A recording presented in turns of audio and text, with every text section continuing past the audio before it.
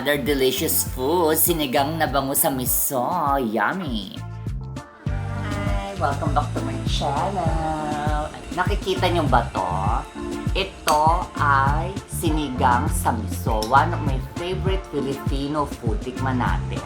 Kasi nagluto kami. Ang sarap! Ngayon, alam niyo ba kung paano magluto ng sinigang sa miso? Sa episode na to, ipapakita ko sa inyo kung paano kami magluto ng sisiko ng sinigang sa miso. By the way, yung sinigang sa miso namin, very different kasi healthy siya. Hindi kami gumagamit ng oil. At pwedeng magluto ng sinigang kahit magisa-gisa ng walang oil. Direkta na. Watch this video para matuto kayo kung paano magluto ng masarap na sinigang sa miso. And yung bangus, fry muna ng konti para medyo golden siya. Ini-airfry muna namin yung bago lagyan ng sabaw. Please subscribe to my channel, click the bell, click my body.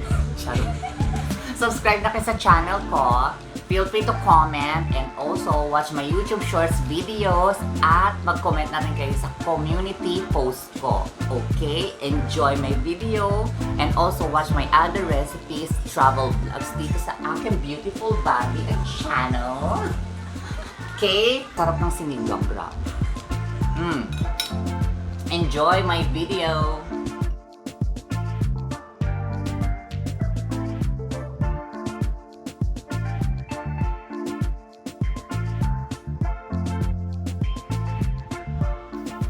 For this recipe, sinigang sa miso, sa mga mahilig sa sinigang sa miso, very easy lang at basic ang ingredients natin. So here we go. Ito yung mga kailangan natin sa cooking. Fresh milk fish or the bangus, mustasa leaves, yes, tomato, onion, and sili, and ang miso, and sinigang mix.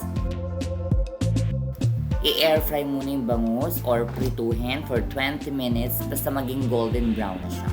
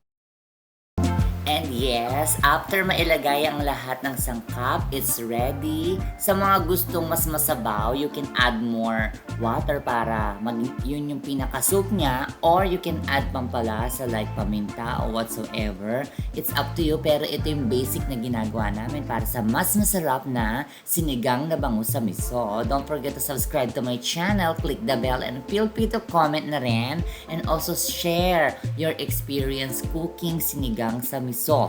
Okay, please watch my other YouTube videos here and recipes, and please watch my YouTube Shorts videos.